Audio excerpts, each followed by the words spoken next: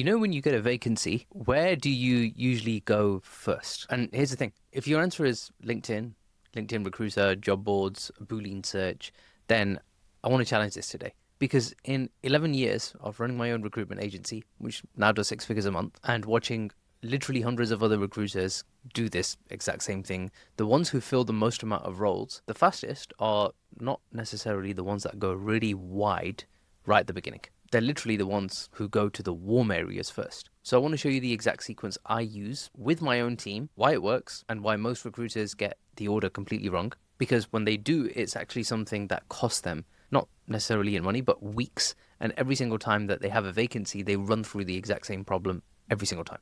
Let me give you the sequence first, and then I'll explain the logic, because the logic is what makes it stick. So step one, go to your CRM. The candidates who are already in your CRM, these are people that you've spoken to, who know you by name, who have some kind of relationship with you. Email them first, message them, call them. Go through every single person who could conceivably match the vacancy and make contact with them before you go anywhere else. I'll go into the reasons why a bit later. Second one is go to your warm network, your first degree connections on LinkedIn, people you have maybe even on WhatsApp, candidates from literally years ago who maybe you've worked with before, people who might not be on your CRM, but you know who they are. Those people, message them, call them, reach out through whatever channel that you have. And then, this is step three, LinkedIn, LinkedIn Recruiter, job boards, external scraping, cold outreach, the people that have literally never heard from you. It's literally that order. CRM first, warm network second, cold outreach third. And the key thing is that for a lot of recruiters that I speak to, they actually reverse this. They go to LinkedIn first, because that's where basically all the new people are. And in doing that, they end up skipping the most valuable part of what they're building and what they've already built. Your warmest market always has the highest ROI, always, before you go anywhere else. So just go there first. So why does warm always win? Well, the answer is actually simple, but it's not easy. And it's not easy to miss when you're in the habit of going to LinkedIn first.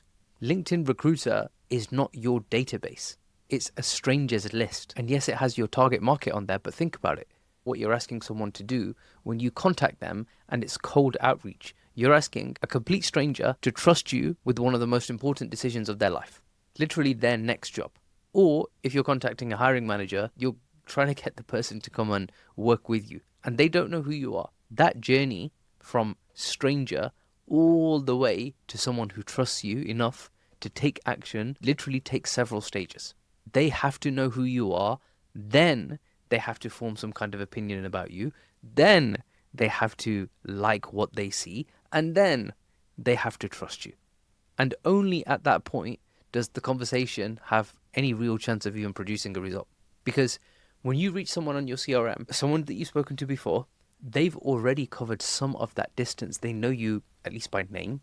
They have an impression of you. Maybe you've placed them before. Maybe you've had a useful conversation. Maybe you just stayed in contact over time. And the gap between the person taking your call and a completely cold stranger taking your call is enormous. And so is the gap in how quickly that the conversation actually converts. Because with a warm contact, you can sometimes go from literally a first message to a call to a placement in a very short space of time. Contract workers, for people on a contract desk, this can happen in literally a few hours. And if you've got an immediately available candidate, this could happen within a week. But with a cold contact, you might spend a couple of days just building enough trust to even get them to a stage where they're open to having a real conversation with you. Your CRM contacts already know you. They trust you. They'll tell you yes or no in a few minutes. That in itself is priceless. So don't skip going somewhere where it's even harder. So if a warm market is so clearly better, why do so many recruiters just default to LinkedIn first? And for me, I think there's two reasons. The first is that LinkedIn feels like just more. When you search for a candidate on LinkedIn, you get thousands of results. And your CRM might have a few hundred if you're in the earlier days. So the default logic is go where the numbers are. But that logic confuses volume with what is actually valuable. So yeah, LinkedIn has more people, but more of those people will ignore you. More of those people will doubt you, and more of those people will take weeks to warm up, and more of those people probably don't trust you or even like you. So the smaller pool of warmer contacts will move faster and produce more results and quicker. That's reason number one. The second one is habit. And I'm saying this from experience because I used to do this as well.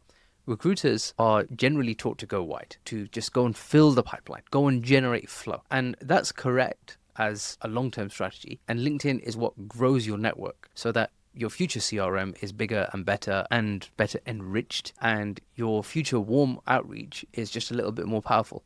But as the first step, when you need to fill a vacancy right now, it's actually the slowest way. So there's always something worth naming here. Your CRM, it grows from your LinkedIn. Every connection you make on LinkedIn, every candidate that you speak to, every client that you work with, they should all be going into your CRM. So LinkedIn isn't your cold channel that competes with your warm channel. LinkedIn is how you build the warm channel over time. Then you use your warm channel to fill vacancies. And when you go back to LinkedIn to keep growing the warm channel, that's what allows it to grow in the long term. LinkedIn's job is to pull people into your network, not to be your first call when you have a vacancy. So I want to explain what this actually looks like in practice, because I want to make sure that you can actually run this the next time that you get a vacancy. Before you open LinkedIn, when you have a vacancy, open up your CRM. Step 1, search your CRM for anyone who matches the vacancy criteria, not just people who have applied for something similar, anyone who has a background, the location, the experience, all of that. Filter it down and pull up that list. Then go and send a message, not a generic one, if you could avoid it anyway, something that acknowledges that you know them. I know we spoke 6 months ago. I'm back in touch. I have something that I think you'd actually want to hear. Keep it short, very personal, and very direct.